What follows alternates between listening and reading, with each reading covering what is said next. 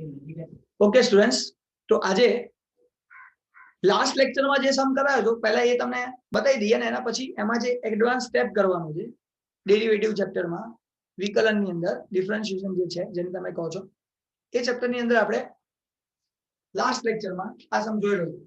આખું ડિસ્કશન થઈ ગયું જેમાં મેક્સિમમ અને મિનિમમ વેલ્યુ મહત્તમ કિંમત અને ન્યૂનતમ કિંમત આપણે શોધી કાઢી. આટલું કામ આપણે કરી નાખ્યું.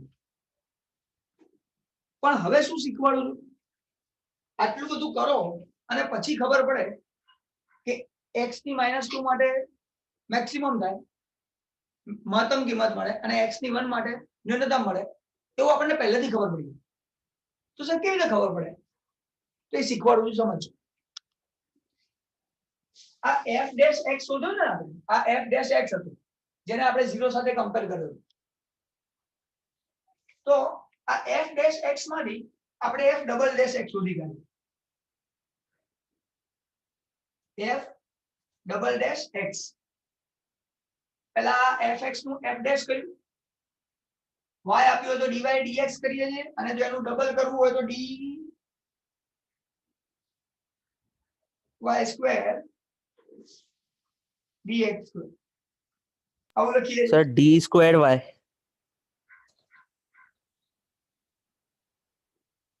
d square y upon dx square આવું આપણે લખીએ છીએ. આ લખીએ છીએ, આ બંને સેમ છે. તો આપણે અહીંયા શોધી કાઢીએ જેનાથી આનો યુઝ કરીને મને ખબર પડી જશે કે આ બંનેની કઈ કિંમત માટે મહત્તમ કે ન્યૂનતમ થાય, મેક્સિમમ કે મિનિમમ વેલ્યુ આપણને મળે. ચલો આના પરથી મારે આ શોધવાનું છે. કારણ કે આ એક વખત તો થઈ ગયું છે, ફરી બીજી વખત કરવાનું.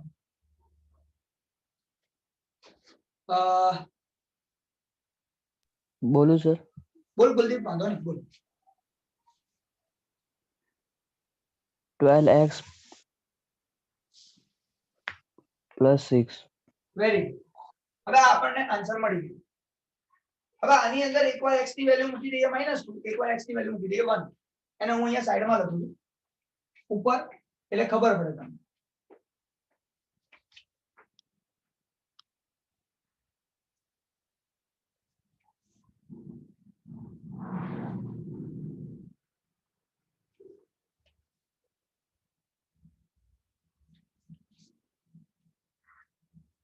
આ ડબલ ડેશ ના આન્સર મેં 2 વખત લખ્યા. કેમ 2 વખત લખ્યા? કારણ કે આમાં મારે x ની વેલ્યુ મૂકવાની છે તો ખબર પડે શું છે સિચ્યુએશન. તો પહેલા x ની વેલ્યુ આ મૂકી દઈએ 1. અહીંયા x ની વેલ્યુ 1 મૂકી દઈએ અને સોલ્યુશન લાવી દઈએ. 12 * 1 + 6, 12 * 12 + 6, 12 + 6 18. હવે આ x ની વેલ્યુ 1 મૂકીને તો મારો જે આન્સર આવ્યો ને એ પોઝિટિવ આવ્યો, પ્લસ આવ્યો, ધન જવાબ આવ્યો. મારો જવાબ આવ્યો ધન. તો x ની જે કિંમત મૂકવાથી જવાબ પોઝિટિવ માં આવે છે એ કિંમત જો હું મારા વિધેયમાં મૂકીશ તો મારો જવાબ જે આવશે ન્યૂનતમ આવશે, મિનિમમ.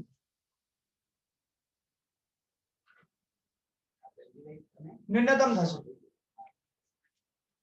ખબરી? તો x ની કિંમત 1 મૂકવાથી મારી જે કિંમત આવશે એ 18 મળી. એટલે મને ખબર પડે કે આ એક આપણે જ્યારે ઓરિજિનલ ફંક્શનમાં ઓરિજિનલ વિધેયમાં મૂકીશું ને ત્યારે મારો જવાબ આવશે ન્યૂનતમ, મિનિમમ.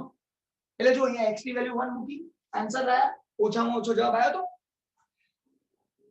સેમ વે અહીંની વાત કરું, અહીંયા આપણે x ની વેલ્યુ -2 મૂકી દઈએ તો અહીંયા -2 મૂકીએ,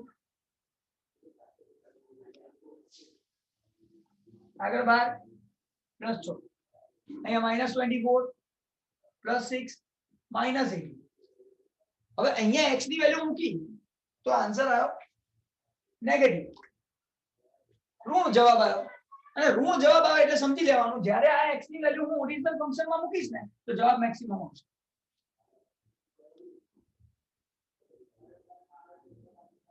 મહત્તમ કિંમત મળશે.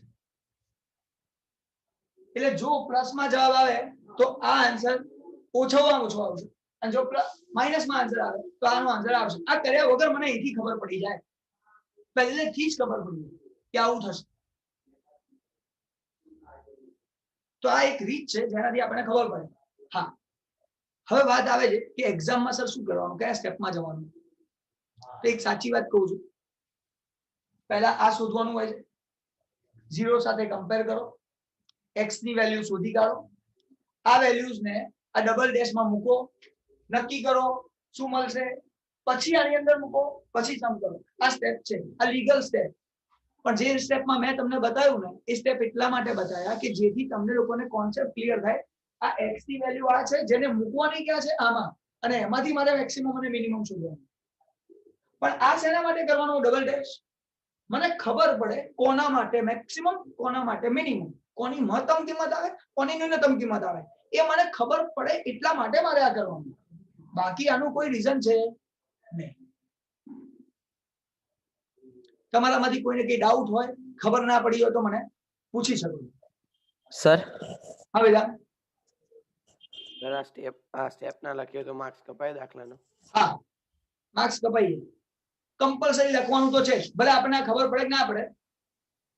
આપણે શું કરવાનું છે, એવું કરવું હોય ને તો આની જગ્યા છોડ દે અને આખો દાખલો ગણી નાખવાનો, જોઈ લેવાનું ક્યાં મિનિમમ છે ક્યાં મેક્સિમમ છે, લખી નાખો. પછી આમાં વેલ્યુ મૂકીને આ મિનિમમ મેક્સ એને થોડી ખબર છે આપણે પહેલા શું કર્યું હતું. આ તો રીત શીખવાડી, આપણું કામ ચાલુ થઈ ગયું. सर हाँ बेटा, सर इसका कुछ मतलब ही नहीं है ये फाइंड करने का फिर भी. एक बात बता रहा हूँ सुन. अब मतलब क्या है ना वो सिखा रहा हूँ. जब 1 मार्क क्वेश्चन में तेरे को पूछा, मुझे कैसे पता चलेगा कि x की वैल्यू मैक्सिमम होगा कि मिनिमम होगा? ये 1 मार्क का क्वेश्चन है. जब मैं थियरी करवाऊंगा ना तब पता चलेगा. अब उस टाइम पे क्या सिचुएशन होगी, तुमको लिखना पड़ेगा f double dash x is greater than 0 then minimum, f double dash x less than 0 maximum.